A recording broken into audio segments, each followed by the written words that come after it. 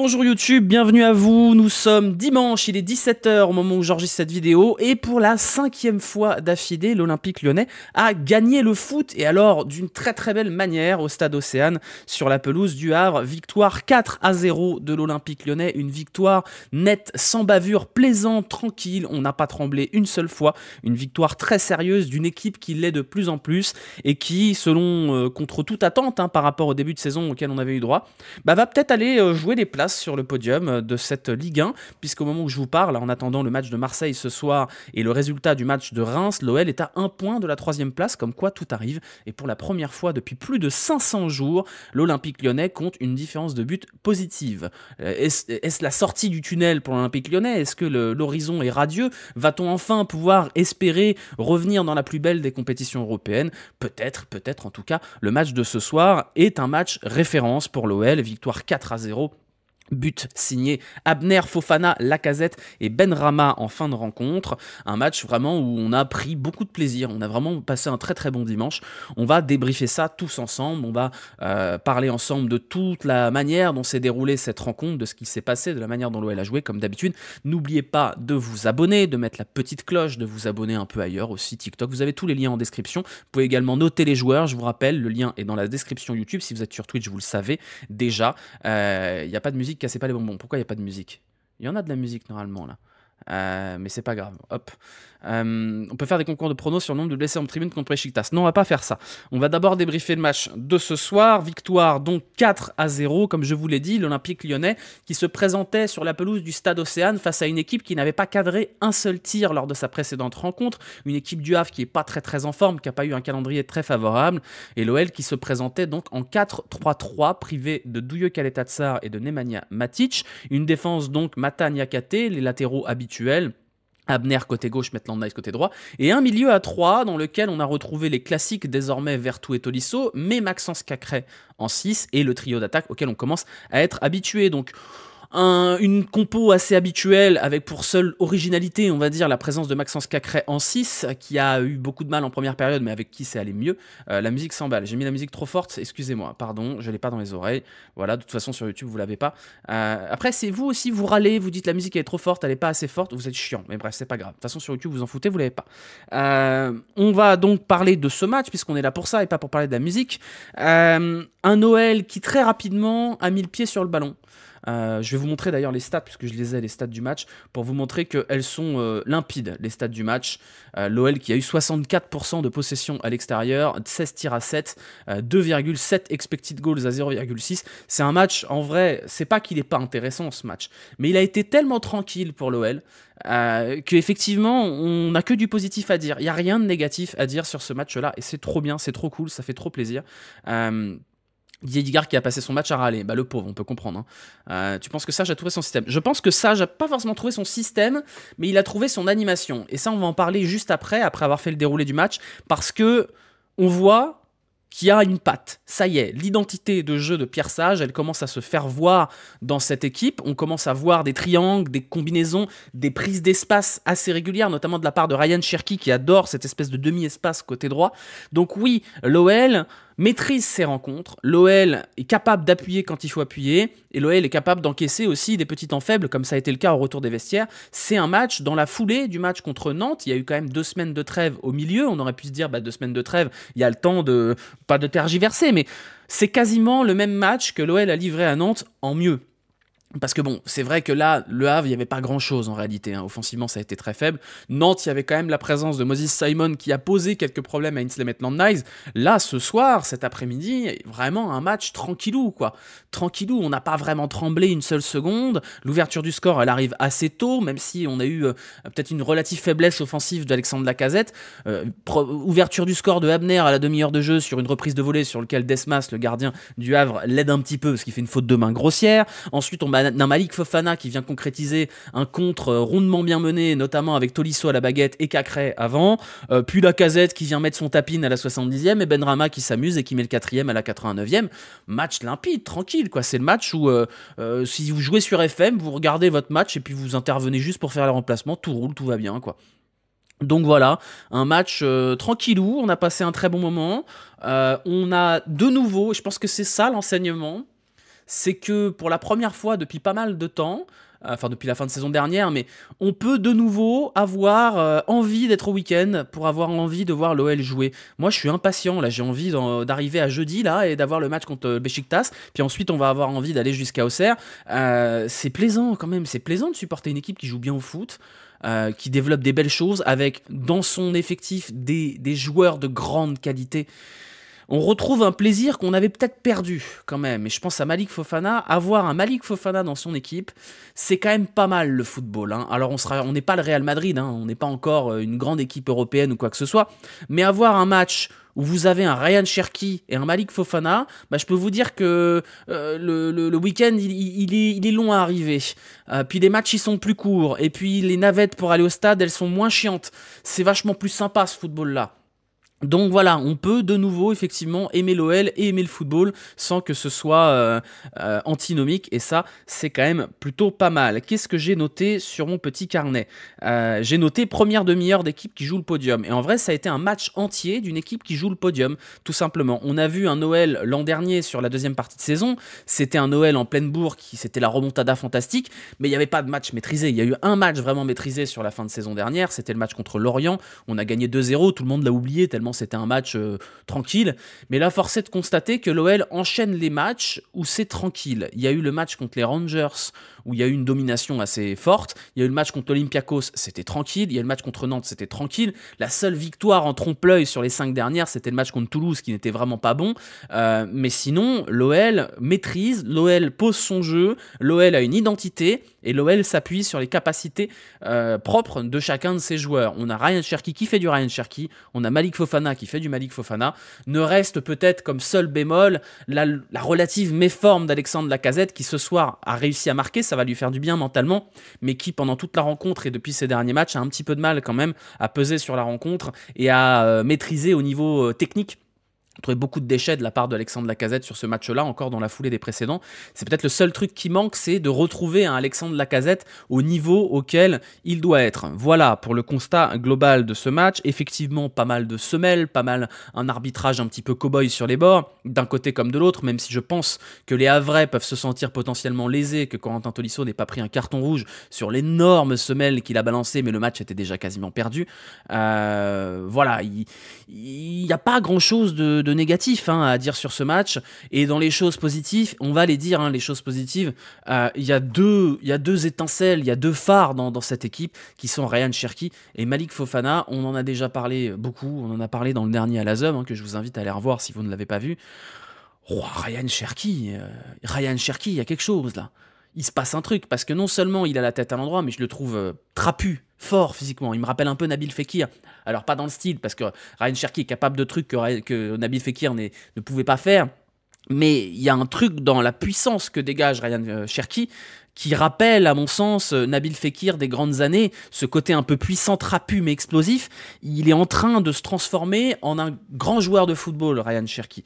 Alors il a toujours ce petit défaut de surchauffer. Et qu'est-ce que j'entends par surchauffer? C'est que quand Ryan Cherki réussit 2-3 trucs, c'est Samba de Janeiro dans sa tête et il se met à se prendre pour Neymar Prime. Ce qui est pas grave dans l'absolu quand on maîtrise un match comme on l'a maîtrisé, mais c'est quand même dommage venant d'un joueur qui a une qualité de passe absolument monstrueuse, et j'aimerais si vraiment on doit mettre un tout petit bémol, parfois il faudrait que Cherki arrive à redescendre en température quand il est dans la zone pour avoir cette lucidité-là, mais encore un match absolument brillant de la part de Ryan Cherki ce soir. Le football, quoi. Le coup du foulard, là, si ça finit en but, ça fait le tour de l'Europe. C'est le genre de mec qui fait monter les droits télé de la Ligue 1, Ryan Cherki. Je suis désolé, on est dans l'abus et dans l'indécence totale, mais un mec comme Ryan Cherki, il fait monter le prix des droits télé de la Ligue 1, c'est comme ça, parce que quand il fait des trucs, ça va sur les réseaux, quand il fait des trucs, il y a des gens qui se disent ouais, c'est quand même pas mal le football. Donc dans un football où on met quand même la part belle au physique, à la puissance, d'avoir encore des joueurs qui sont des artistes comme ça, ça donne envie d'aller au stade, ça donne envie de payer son abonnement, et ça, je suis désolé, je pense que c'est hyper important pour les jeunes et compagnie de se dire voilà, moi j'ai envie de supporter l'OL parce que l'OL, il y a un mec qui est un magicien sur le terrain. Alors il est peut-être un magicien un match sur 4, mais ça, à mon sens, c'est hyper important. Malik Fofana, maintenant. Bah pareil, c'est pareil Malik Fofana, on est à la recherche à Lyon de l'authentique crack, vous voyez, on cherche qui va être l'authentique crack. On a pensé à un moment donné que ça allait être Oussama Aouar qui à un moment donné a touché les étoiles, même Maxence Cacré à une époque a touché les étoiles, Ryan Cherki, ça fait 3 ans qu'on l'attend, on est en train de le récupérer, de l'avoir là enfin, mais l'authentique crack de cette équipe c'est Malik Fofana, il a tout ce garçon, il a tout, et là où il a tout, et c'est ça qui me fusille, c'est que pour un gamin de 19 ans, un mec de 19 ans, un gamin de 19 ans, normalement un footballeur de 19 ans, ça a plein de défauts. Ça manque de lucidité, ça fait pas toujours les efforts défensifs, ça tergiverse, et on lui pardonnerait sans aucun problème à Malik Fofana. Mais Malik Fofana, il sait tout faire, et il a un sang-froid de tueur à gages, quoi. Quand il prend le ballon là sur la contre-attaque, le but du 2-0, et qu'il part tout droit là, il croise la course avec le défenseur, et du coup, c'est d'une intelligence folle, parce qu'en croisant la course, il oblige le défenseur soit à intervenir et à faire faute, soit à le laisser partir. Et derrière, il va aller dribbler le gardien, alors qu'il aurait pu tergiverser et frapper, personne ne lui aurait reproché. Il a déjà, à 19 ans, Malik Fofana, le sang-froid d'un très grand attaquant, et ça, je trouve ça fou pour un gamin qui n'a pas beaucoup d'expérience européenne, qui est jeune, qui n'est pas au plus haut niveau, parce que la Ligue 1 reste la Ligue 1. C'est dingue. Et en plus de ça, il défend. Il a la lucidité défensive, il a la puissance, il a la lucidité, il a la finition, il a tout, Malik Fofana. Et je sais pas combien de temps on va pouvoir le garder. Et ça me rend triste parce que je me dis que dès cet hiver, il va être pris d'assaut. Mais alors, putain, c'est le premier joueur à l'OL depuis très longtemps qui a absolument tout pour être un très grand footballeur. Et profitons-en, parce qu'il va partir, Malik Fofana. Il va partir. Mon seul espoir, c'est qu'il ne parte pas cet hiver, qu'il parte l'été prochain. On va pas le garder longtemps, malheureusement.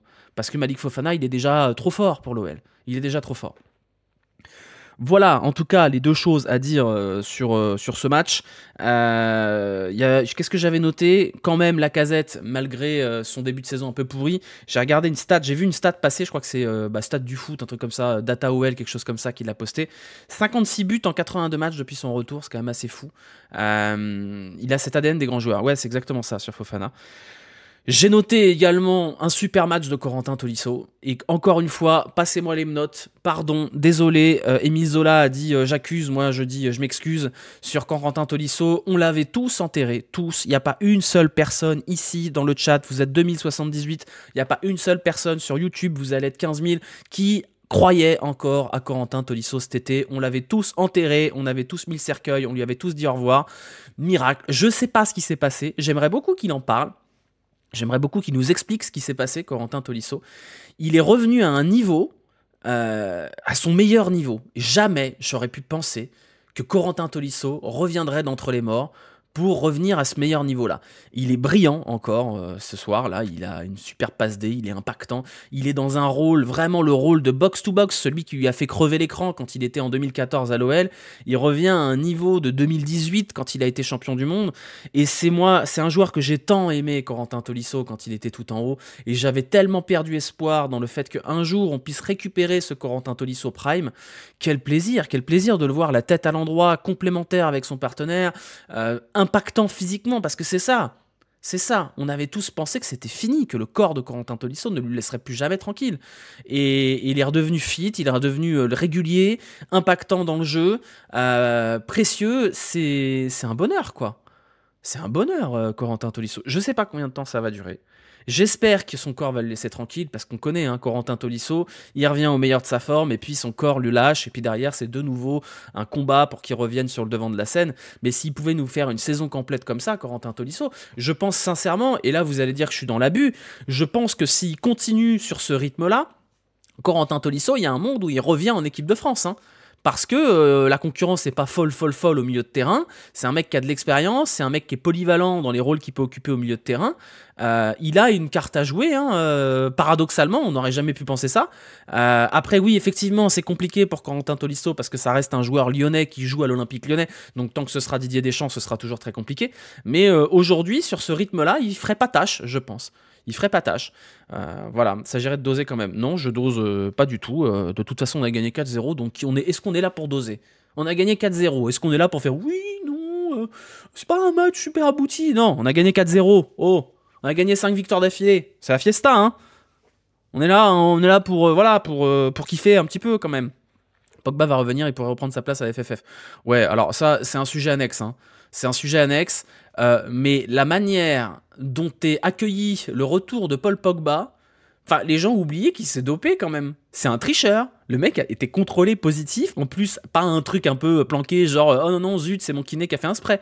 Enfin, c'est un dopé quand même. Enfin, je sais pas, peut-être je suis habitué au vélo où les dopés sont des pestiférés. Mais Pogba, là, ouais, trop bien, Pogba, il est de retour. C'est un tricheur, il s'est dopé. Enfin, arrêtez de sucer là, ça va pas. Et les mecs qui se font choper pour tricherie, c'est pas la première fois qu'ils trichent. Donc ça se trouve, le Pogba Prime, il était déjà dopé, on saura jamais. Mais ça marche pas comme ça, hein. C'est comme les mecs de l'OM là qui nous expliquent que non, ils ont juste truqué un seul match. C'est vraiment pas de chance qu'ils se soient fait choper. Donc je sais pas, enfin doser un petit peu, on va pas non plus encenser des dopés. Hein. C'est tant mieux pour lui qu'il puisse revenir à la compétition. Il a payé sa punition et compagnie. Mais bon, ça reste un tricheur quoi. Donc on le condamne à vie. Non, on le condamne pas à vie, juste ça reste un tricheur, donc on n'est pas... Enfin je suis désolé, Alejandro Valverde, quand il est revenu de sa suspension pour dopage, ça reste un tricheur, c'est un mec qui a triché, c'est tout. Donc voilà, donc dopage au foot te fait pas faire une transversale. Bah c'est nier l'importance du physique dans le foot et de la lucidité que ça t'amène. C'est comme les mecs qui me disent non mais le dopage dans le tennis, ça change rien. Oui bah Mariano Puerta, bizarrement quand il était dopé, il arrivait en finale de Grand Chelem, quand il était pas dopé c'était une bouse, donc arrêtez un petit peu quoi. Sinon non sanctionné, c'est marrant aussi. Oui, bon, le tennis. Si vous me lancez sur le tennis, je vais encore avoir des problèmes. Mais bref, le dopage dans le vélo te fait descendre mieux. Ouais, voilà, c'est ça, exactement. On a à peu près fait le tour en réalité hein, sur ce match. Victoire 4-0, l'OL donc à 1 point potentiellement du podium, ou en tout cas à 1 point du top 4, avec un début de saison qui était quand même calamiteux. C'est plutôt positif. L'OL sur une excellente lancée, et donc l'OL surtout en maîtrise. Et c'est peut-être ça le plus important, en maîtrise face à des équipes faibles, il faut le dire. Le Havre, c'est faible, mais encore une fois, et je le répète à chaque fois, ces équipes faibles l'an dernier, elles nous mettaient des tannés. Donc là, c'est quand même pas mal de pouvoir affronter des équipes qui sont objectivement inférieures. Nantes était une équipe inférieure, l'Olympiakos était une équipe inférieure, Le Havre était une équipe inférieure, mais c'est quand même positif de voir que l'OL est capable d'aborder ces matchs-là, qui sont des matchs supposément faciles, et c'est facile. Et c'est facile. Et ça, c'est nouveau. C'est nouveau, ça fait longtemps. Donc là, Lyon va encore avoir un enchaînement de matchs relativement faciles. Beşiktaş, c'est théoriquement une équipe inférieure. Auxerre, c'est une équipe inférieure. On aura un déplacement du côté de Lille, qui est quand même un sacré morceau. Ensuite, on aura Hoffenheim et on aura de nouveau un enchaînement avec Saint-Etienne, Reims et Karabag. La logique voudrait que début décembre, on ait un bilan comptable plutôt sympa. Donc voilà, globalement, ce qu'il y avait à dire sur ce match. Qu'est-ce qu'il a dit, Lacazette? Tweet de Lacazette, vous me dites. Qu'est-ce qu'il a tweeté, Lacazette? Attendez 2 secondes, je vais essayer de chercher le but de Lacazette et après on fait les notes. Alors, qu'est-ce qu'il a tweeté? Enfin, ah ben voilà, très bien. Juste ça, très bien. Allez, on se fait les notes? On se fait les notes ensemble. Alors, est-ce que vous avez fait vos notes, vous, déjà? Oui, je vois la tronche de vos notes, c'est bien. Les notes, alors tac, je vous affiche l'interface, elle est là, c'est bon, elle est prête. Je vous rappelle que vous pouvez vous noter les joueurs via le lien qui s'affiche dans le chat et le lien qui est en description sur YouTube. Les notes du match, Lucas Perry. Combien on met à Lucas Perry? Bah moi je vais vous dire, il y a un seul arrêt de Lucas Perry ce soir, mais il y a une relance sur le 4e but qui est folle. Qui est vraiment folle, vraiment de titan bestial, là, il joue au baseball. Pourquoi vous mettez que 6? Pourquoi on mettrait que 6 à Lucas Perry? Vous êtes dur quand même. Moi, je mettrais un bon 7 à Lucas Perry. C'est un 7 bien tassé, Lucas Perry. Vous êtes fou, vous? C'est un 7 à Lucas Perry. Non mais, oh. Sur le 3e but, ça part de son coup franc. Sur le 3e but, je me souviens plus. Mais le 4e but, il est pour lui. Hein. Serein, propre, puissant dans les airs, intéressant à la relance. Voilà, c'est sérieux. Mais je sais quoi, je vais même mettre 7,5. Je vais mettre 7,5 à Perry, parce que j'ai envie de mettre 7,5 à Perry. La défense centrale, Mata Niakhaté, les deux ont été très bons, les deux ont été très intéressants. Peut-être quelques toutes petites frayeurs sur des contres, mais voilà, hein, c'est toujours... moi, j'ai un petit bonus pour Niakhaté, que j'aime de plus en plus.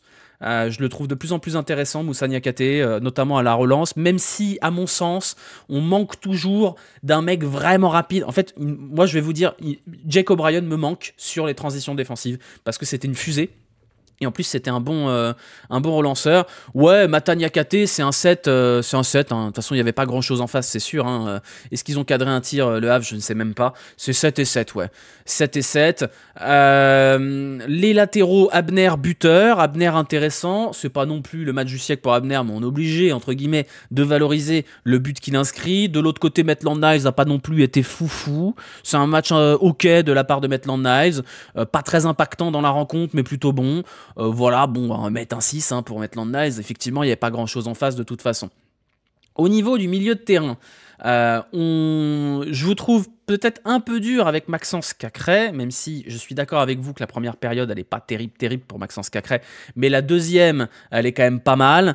Il est bon, il est à la base du deuxième but. Maxence Cacré, c'est lui qui aide à plier le match, en réalité. Donc, je sais qu'il y a un petit délit de sale gueule sur Maxence Cacré, mais je vous trouve un peu dur, et moi, je vais mettre 6,5 à Maxence Cacré ce soir, parce que c'est quand même une victoire 4-0 dans laquelle il est presque passeur décisif. Tolisso, ce sera un 7,5 bien tassé, c'est un super match de Corentin Tolisso, passeur décisif également sur le deuxième but. Et Vertou, par contre, moi je l'ai trouvé un petit peu transparent ce soir, pas incroyable. Donc j'aurais tendance à mettre un 6,5 aussi pour Jordan Vertou. Ça a quand même été un bon match du milieu de terrain, plutôt sympa, pas non plus flamboyant de la part de Jordan Vertou. Il a pris ce rôle qu'avait Cacré avant de huile dans les rouages, Jordan Vertou. Donc c'est pas le plus en vue, mais il fait les choses bien, il est bien. Voilà, c'est un bon match de Jordan Vertou. 6,5, c'est quand même une bonne note. Oui, pardon, Verretou, d'accord, c'est Verretou, Jordan Verretou. Voilà, Verretou, c'est pas un joueur que tu vois trop de toute façon. Ouais, mais moi ça me va. On a besoin d'un mec comme ça, c'est une courroie de transmission, Jordan Verretou. Donc voilà, vous voulez monter à 7 sur Verretou? Vous voulez monter à 7, on met 7. Allez, on met 7 pour vous faire plaisir. Je pense, non, on va mettre 6,5. Je pense que vous êtes trop généreux. 7, voilà, 7, calma. À ce moment-là, on met 6 à Cacré. Ok, à ce moment-là, on met 6 à Cacré. Le trio offensif, on va commencer par Ryan Cherki, une nouvelle passe décisive, le football, voilà, le football, Ryan Cherki, le bonheur. Donc oui, on va encore surnoter Ryan Cherki. Parce qu'on note les frissons, on note la fiesta, et voilà, Ryan Cherki, je suis désolé, on va encore mettre 7,5, parce que voilà, même vous savez quoi, on va mettre 8 à Cherki, on va mettre 8. Voilà, on va mettre 8 à Cherki. Fofana, Fofana c'est 8 aussi. J'ai pas argumenté sur Fofana.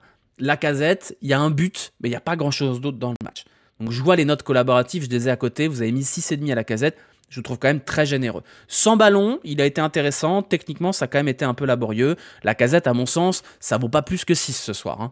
C'est pas un match à la hauteur de ce qu'on attend d'Alexandre Lacazette. C'est très bien qu'il ait débloqué son compteur, c'est très bien qu'il ait réussi à marquer ce but dont il avait fortement besoin, mais c'est pas un super match de Lacazette.